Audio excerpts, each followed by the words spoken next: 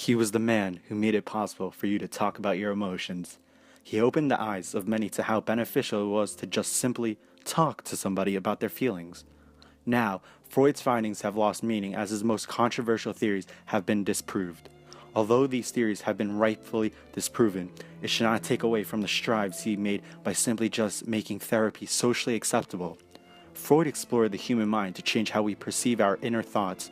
He helped people open up and elaborate upon things that would never be talked about out loud in his time period.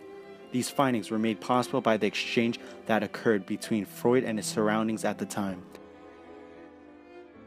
Living in the early 20th century in Vienna, Freud worked in a fast-paced and stressful society. These new characteristics of society immeasurably affected not only Freud's findings, but also how these findings were interpreted by others.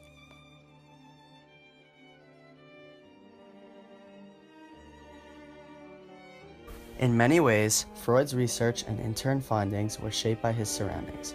Freud studied at the University of Vienna in the year of 1873, and he continued to practice in Vienna for most of his life. Vienna, at the time, was an upbeat, quickly run city. The city was a metropolitan supercenter which had an extremely fast-paced society. These surroundings continually affected Freud's findings. For example, Freud's impressions of how stress was increased in city surroundings was without a doubt aided by his everyday interactions in Vienna. Vienna, like many other European cities, was dramatically moved forward due to the Industrial Revolution. This revolution caused many to flock toward cities in search of middle-class jobs.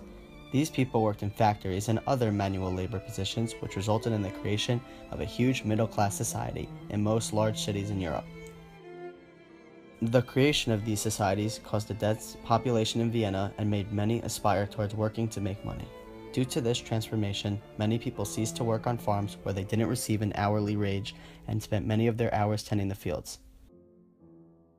Another factor that significantly affected Freud's research and how it was interpreted was the time period that he lived in.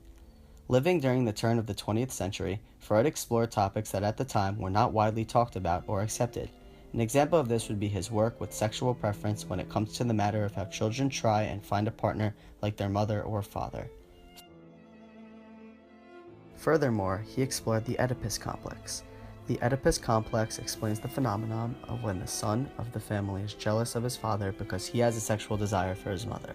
This was an unusual topic to talk about at the time. Freud explored all of these aspects thoroughly as he strived to make therapy an acceptable process. This acceptance of therapy was a major advancement despite its simplicity. Talking about subjects such as suppressed feelings, traumatic childhood events, sexual preference, and common defense mechanisms was extremely uncommon and against the grain of normal talking points at the time, but therapy allowed for the discussion of these often discrete topics. Due to his unique choice of aspects to research, Freud's perspectives and findings were continuously criticized by people who were against the changing progressive thinking. Freud's encounter with the change in households brought upon by the Industrial Revolution is seen as a pivotal moment for Freud's study of psychoanalysis. The fast-paced society of the 19th century influenced a change in family life for people all over Europe. Work in this time period was very laborious. The parents of the middle-class families were struggling to make ends meet.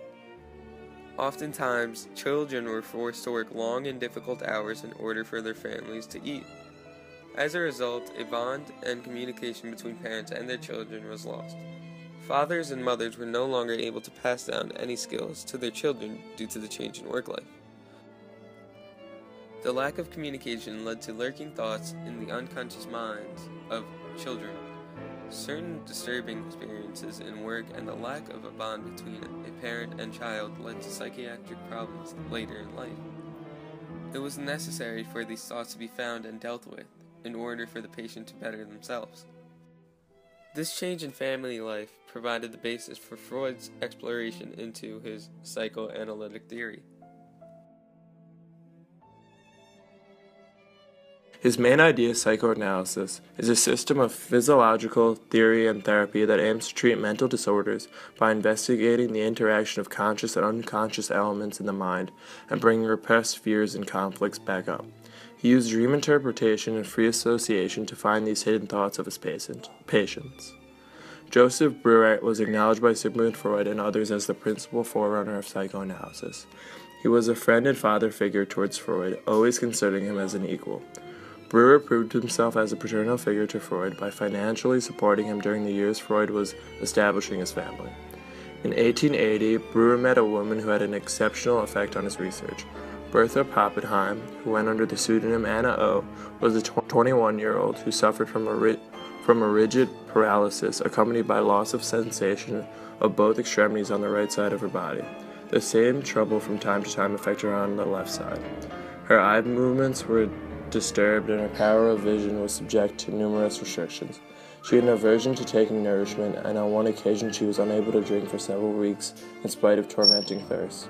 Her powers of speech and interpretation of language were reduced, even to the point of her inability to speak or understand her native language. Breuer found in 1880 that he had relieved symptoms of her hysteria in Miss Pappenheim. Breuer found that talking about her experiences seemed to offer some relief from her symptoms, so she designated the term the talking cure for the treatment. In 1895, Breuer and Freud co-wrote a book, and in it, Breuer describes her treatment, which led Freud to conclude that hysteria came from childhood sexual abuse. Breuer and Freud concluded that neurotic symptoms result from unconscious processes and will disappear when these processes become conscious. She had language disorders, eating disorders, and amnesia. Breuer discussed the case to Freud, and Freud eventually managed to persuade Breuer to publish the details of Anna's illness and treatment. Freud's encounter with the case of Anna was a huge step towards his later findings in psychoanalysis. The exchange and encounter between Freud and his surroundings and colleagues affected his findings and how they were then perceived. He allowed us to realize that many of us struggle with the same problems and that coming together has made our society progress exponentially without us even knowing. In many ways, Freud opened the world to the progressive and egalitarian world we now live in.